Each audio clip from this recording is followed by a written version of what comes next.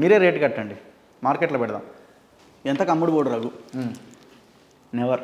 ఎప్పటి వరకు అంటే మా లైఫ్ స్టైల్ ఎట్లుందండి, మేము మేము చాలా సింపుల్ లైఫ్ స్టైల్లో ఉంటాం. చాలా చిన్న ఇదిలో నా లైఫ్ స్టైల్ నడుస్తుంది. కానీ నేను పెద్దగా ఉండొద్దని కూడా అనుకోవడానికి వీలేదు. నాకు ఫ్యామిలీ ఉంది, నాకు ఉన్నారు, వాళ్ళని సెటరేట్ చేయాలి, వాళ్ళ జీవితాలు కూడా బాగుండాలి. మనల్ని దంతారు కదా రేపు పొద్దున, అరే ఎందుకు కన్నావు అన్నారా, అంతేనా కదా? సో మనం ఏది చేసినా పర్ఫెక్ట్గా లీగల్గా చేయాలి. మనం ఎంచుకున్న మార్గాన్ని మిస్ అవ్వకూడదు. అమ్ముడు పోయేది ఏముంటుంది, తప్పుడు పనులకు ఎందుకు అమ్ముడు పోతాం? అంటే ఒక జర్నలిస్టు మిత్రునిగా అడుగుతున్నానన్న, మీరు తీసుకున్న నిర్ణయాల వల్ల మరి కుటుంబము ఇబ్బందుల పాల్పడుతుంది కదా? అంటే స్టార్టింగ్లో కొంత వాళ్ళు ఇబ్బంది పడ్డారు. ఇబ్బంది అంటే కొంచెం డిస్టర్బెన్స్ ఉంటుంది కదా, తర్వాత అంతా వాళ్ళే ఇప్పుడు ఇది చేస్తారు. ఇప్పుడు నేను ఆఫీస్లో ఉంటే అంటే ఒక డే వీళ్ళు మొత్తం నా వీడియోలు డిలీట్ చేస్తూ ఉంటే, ఇంకెందుకు అక్కడ ఉండడం, ఇన్సల్ట్ చేస్తూ ఉంటే వచ్చేసి అన్న సందర్భం ఉంది ఫ్యామిలీ నుండి. సో అది పెద్ద ఇది కదా, లేకపోతే నేను ఇక్కడ ఎందుకుంటా, ఇట్లా ఎందుకు పని చేస్తా. మా చిన్న పిల్లలు కూడా అర్థమైపోతుంది కదా. ఇంత చిన్న వాళ్ళకి ఎవరైనా పోస్ట్ మ్యాన్ వస్తే పోలీస్ వచ్చినేమో అనుకుంటారు. మనకి రెగ్యులర్గా వస్తుంటారు. మా అడ్రస్లు వాళ్ళకి పర్ఫెక్ట్ అనమాట. ఎందుకంటే ఏదో నోటీస్ వస్తూనే ఉంటుంది. పోస్ట్ మ్యానే చెప్తుంటారు, సారీ ఇక్కడి నుంచి వచ్చింది అక్కడి నుంచి వచ్చిందని. అది సో వాళ్ళ సపోర్ట్ ఉండడం వల్లనే మనం ఇట్లా కొట్టాడగలుగుతున్నాం. సపోర్ట్ లేకపోతే చాలా కష్టం, ఎవరికైనా కష్టం, ఎవరు చేయాలనుకున్నారు. మరి తర్వాతి కార్యాచరణ ఏందన్నా రగన్నది? ఛానల్ పెట్టాలని అనుకుంటున్నా, పెట్టేస్తా. అనుకోరా? ఇంకేం లేదు, ఇంకేం అనుకోలేదు, పెట్టేస్తా. అంటే హడావుడిగా హరిబరిగా చాలా మంది అంటున్నారు, ఇదే వేడిలో పెట్టాలి, అది ఏముంటుంది. ఇప్పుడు సింపుల్ అండి, నేను చాలా క్లియర్గా ఉన్నా, ఛానల్ రన్ చేస్తా, పెడతా. నేను ఇచ్చే కంటెంట్ని బట్టి జనాలు చూస్తారా లేదన్నది అప్ టు పబ్లిక్. సో నేను ఎంత నిజాయితీగా పనిచేస్తున్నా దాని మీదనే నా వర్క్ ఉంటుంది. అంటే ఏంది అంటే హడావుడిగా పెట్టి మళ్ళీ ఇబ్బంది పడి అవసరం లేదు కదా. హడావుడి అంటే నేను నెల రోజులు ఒక 1 వీక్లో అయిపోతుంది అంటున్నా. 1 వీక్ లోపే అయిపోతుంది. మరి అటు చూస్తే క్యూ న్యూస్ సెటప్ అయితే ఉండదు. ఓకే. మరి క్యూ న్యూస్ వ్యవస్థాపకులు తీర్మాన్ మల్లన్న రఘు ఇక్కడ నీకు వేదిక ఉంటుంది, ఈ వేదిక పంచుకో అని చెప్పేసి అన్నాడు కదా. అన్నారు. ఇవాళ కూడా నేను వెళ్ళిన మార్నింగ్ ఆఫీస్ మీద దాడి జరిగింది చాలా దారుణంగా. సో వెళ్ళి లైవ్లో పార్టిసిపేట్ చేసిన. సో రమ్మని చెప్పారు, నేను ఆయనకి ఖచ్చితంగా థ్యాంక్స్ చెప్తూ సో నేను మాట్లాడినా, నేను ఇండిపెండెంట్గా వెళ్ళడమే బెటర్ అనుకుంటున్నాను అని చెప్పేసి. ఆయన కూడా అలా అయితేనే బెటర్ అని లైవ్లోనే చెప్పిండు కదా. ఓకే, మరి రఘు ఇండిపెండెంట్గా పోతా అని అంటున్నాడు.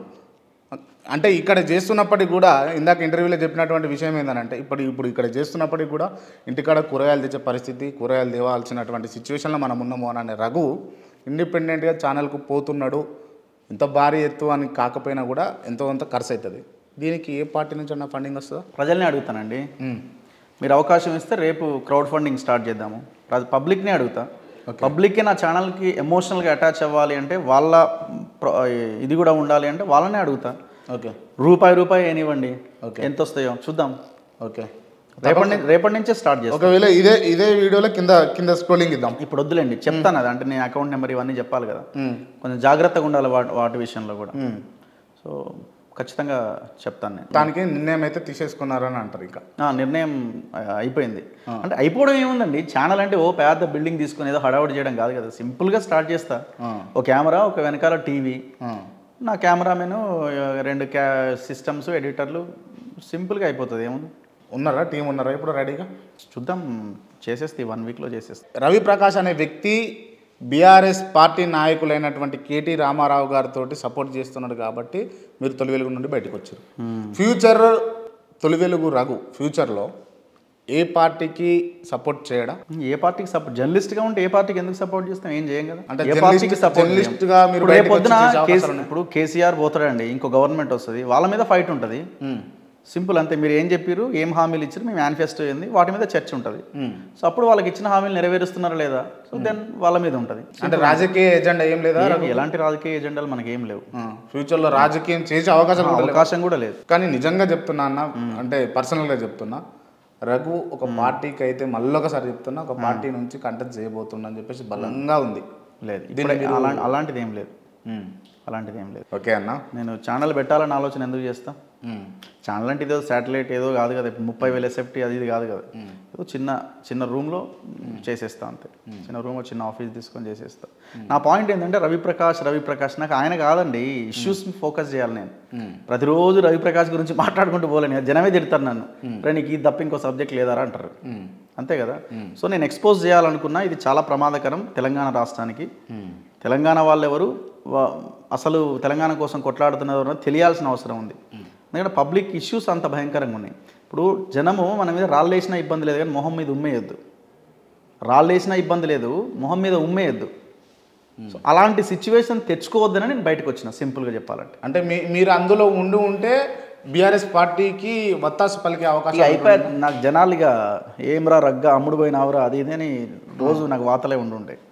ఒకవేళ అందులోనే ఉంటే అందుకోసం అని బయటకు వచ్చింది, అంత తప్పదు ఇక అది. సో ఇప్పుడు ఆయన ఆన్సర్ చెప్పుకోవాలి. ఇప్పుడు నా మీద కేసులు పెట్టి నన్ను ఏదో ఇబ్బంది పెట్టి ఇంకేదో చేయాలని ఏం చేస్తారు చెప్పండి. నన్ను ఎవడు ఏ ఛానల్ ఒకటి తీసుకోడు, సింపుల్. తీసుకుంటారా? ఎవరు తీసుకోరు కదా. మా దానికి రండి చెప్తున్నాను. ఛానల్ అంటే నేను ఇప్పుడు శాటిలైట్ ఛానల్ అనుకోండి, మిగతా ఛానల్ ఎవరు తీసుకోరు. సో నేను ఇట్లాగే పనిచేస్తాను, నేను తప్పదు. అది దిగినము ముందుకు వెళ్ళడమే. అపోనెంట్ గవర్నమెంట్ అంతే, అంతే అపోనెంట్ ఏ గవర్నమెంట్ అయినా సరే అంతే. ఎన్ని రోజుల వరకు ఉండొచ్చు అన్న ఇట్లా? అంటే ఏం చెప్తాం, ఎన్ని రోజుల వరకు ఉండొచ్చు? వ్యవస్థలో మార్పు వస్తుందా రఘు చేసే పనికి? 0.0001% వచ్చినా సంతోషమే కదా. మేము కొన్ని ఇష్యూస్ రేజ్ చేసినప్పుడు వాటి మీద రాష్ట్రంలో చర్చ జరిగినప్పుడు ఫోకస్ అవుతుంది కదండి. ఇప్పుడు మేము గుర్రంపోడు ఇష్యూలో ట్రైబల్ ల్యాండ్స్ అక్కడ ఉన్న ఎమ్మెల్యే మొత్తం కర్నూలుకి సంబంధించిన కొంతమంది రౌడీలు వచ్చి వాళ్ళని విపరీతంగా కొడుతున్న ఇష్యూని నేను ఫోకస్ చేసిన. వాళ్ళు ఒక నేషనల్ పార్టీని దాన్ని టేకప్ చేసింది. దాని మీద నన్ను కేసులు అయ్యి అదే కేసులో నేను జైలుకి పోయినా. అక్రమంగా ఏదో ఫేక్ ఏదో రాసి నన్ను జైలుకి పంపించారు. సో మరి అది చాలా పెద్ద ఇష్యూ కదా. ఒక మెడికల్ మాఫియా ఒక శవానికి ట్రీట్మెంట్ చేసి దాన్ని ఫోకస్ చేసిన. ఇవాళ హాస్పిటల్కి పోతే ఫస్ట్ బిల్లులు చూసుకుంటున్నారట, ఏమేమి రాసిరు, ఏంది కథ, ఏ రోజు మీరు ట్రీట్మెంట్ చేసిరని. మరి అది మంచి పరిణామమే కదా. అంటే ఇవాళ ప్రతి ఒక్కరు కూడా ఏ రోజుకి ఏ బిల్లు వేసారు, ఎంత బిల్లు వేసారు అని చెక్ చేసుకుంటున్నారు కదా. ఒక అలర్ట్ అయితే దొరికినట్టే కదా. ఓకే.